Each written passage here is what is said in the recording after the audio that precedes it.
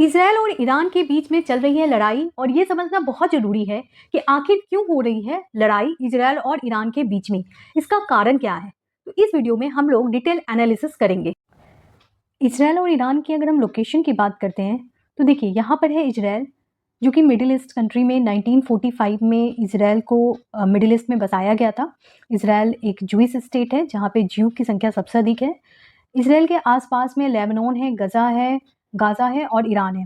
ये सारी जो कंट्री है सारी मुस्लिम कंट्री है और आपको ये जानकर हैरानी होगी कि ईरान पहला मुस्लिम कंट्री था जिसने इजराइल को कंट्री माना और काफ़ी ट्रेड रिलेशन चल रहे थे इजराइल और ईरान में। लेकिन आखिर ऐसा क्या हुआ, इजराइल और ईरान के बीच में लड़ाइयाँ शुरू हो गई और आखिर दोनों के बीच में कॉन्फ्लिक्ट का कारण क्या है वो समझते हैं। 1979 में ईरान में आता है इस्लामिक रेवोल्यूशन। उसके बाद क्योंकि ईरान एक इस्लाम सिया स्टेट है तो वो इसराइल को अपना दोस्त नहीं मानता है और उसे छोटा शैतान का नाम देता है। तो ईरान ने इसराइल को छोटा शैतान कहा और अमेरिका को बड़ा शैतान कहा और ये माना गया क्योंकि इसराइल में जूइश स्टेट है और ईरान एक मुस्लिम सिया स्टेट है, तो दोनों की आइडियोलॉजी बहुत ही डिफरेंट थी, तो ईरान ने उसे अपना दुश्मन कंट्री बता दिया। बात ये आती है कि आखिर इन दोनों के बीच में इतनी लड़ाई क्यों हो रही है, क्योंकि अगर देखा जाए तो इजराइल तो दुश्मन सभी कंट्री का है, लेबनान का भी है, सीरिया का भी है, तो आखिर इजराइल और ईरान के बीच में क्यों लड़ाई हो रही है। तो सबसे पहला रीजन तो जैसा कि मैंने आपको बताया कि ईरान एक मुस्लिम सिया स्टेट है और इसराइल एक जूइश स्टेट है, तो दोनों की आइडियोलॉजी अलग है। दूसरा जो मेन कारण है वो है ईरान का nuclear programme. Iran continues nuclear programme कर रहा था और ईरान में तेल भी बहुत अत्यधिक है, दाबता है ताकि ईरान के तेल पे वो कब्जा कर सके। लेकिन इजराइल भी ईरान की तरफ इंटरेस्ट दिखाता है क्योंकि ईरान चुपचाप न्यूक्लियर प्रोग्राम तैयार कर रहा था जिसे इजराइल पसंद नहीं कर रहा था। तो इजराइल ने क्या किया कि वो ईरान पे अटैक किया। तीसरा जो मुख्य कारण है वो है ईरान का प्रॉक्सी वार। जी हाँ, ईरान कंटिन्यूअस प्रॉक्सी वार कर रहा है। प्रॉक्सी वार का मतलब होता है कि एक ऐसा वार जो सामने से नहीं लड़ा जाता है लेकिन पीछे से लड़ाई की जाती है। ठीक है, तो ये वार है प्रॉक्सी वार।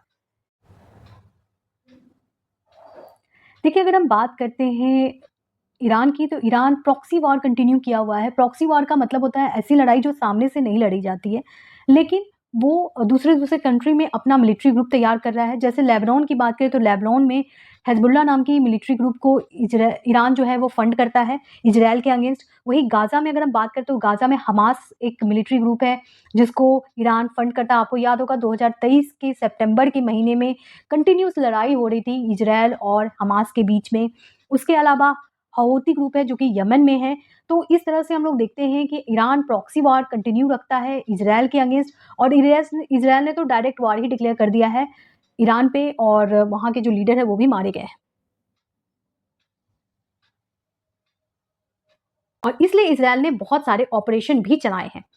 ठीक है, तो इजराइल ने कौन कौन से ऑपरेशन चलाए हैं जरा देखते हैं। तो 28 फरवरी 2026 को यूएस और इजराइल ने ऑपरेशन इपिक फ्यूरी और operation roaring lion, operation roaring lion जो है वो अमेरिका का है और वही ऑपरेशन इपिक फ्यूरी ये जो है वो इजराइल का है। ये दोनों ही ऑपरेशन ईरान के अगेंस्ट चलाया गया।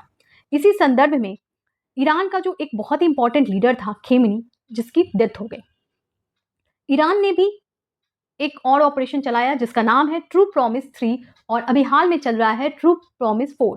और इस तरह से ईरान और इजराइल के बीच में लड़ाइयाँ चल रही हैं। इसका इम्पैक्ट क्या होगा ये बहुत मायने रखता है और हमें यानी हमारी कंट्री इंडिया पे क्या असर पड़ेगा। तो देखिए, अगर हम वेस्ट एशिया की बात करें तो इसका असर बहुत बुरा होने वाला है। यूएई, कतार, बहरान, कुवैत, सऊदी अरबिया जो है वो वेस्ट एशिया कंट्री है जो कि इस क्राइसिस को झेल रही है। अभी हाल में वहाँ भी न्यूक्लियर ब्लास्ट देखा गया है, यूएई में देखा गया है, कतर में देखा गया है, इजराइल में देखा गया है, कुवैत में देखा गया है। तो बहुत ही डेंजर सिचुएशन चल रहा है। अगर हम बात करते हैं ग्लोबल इकोनॉमी की तो देखिए, क्रूड ऑयल जो है वो स्ट्रेट ऑफ हर्मोज से इंडिया की तरफ आता है और दूसरी कंट्री में आता है, तो क्रूड ऑयल की क्राइसिस होने की पूरी चांस है। उसके अलावा हम लोग ईरान और इजराइल पे बहुत सारी चीज़ों पर निर्भर करते हैं, तो वहाँ पर भी हमें स्कैरसिटी दिख सकती है। ठीक है, तो स्ट्रेटेजिक ऑटोनॉमी की बात की जाए तो स्थिति बहुत गंभीर है।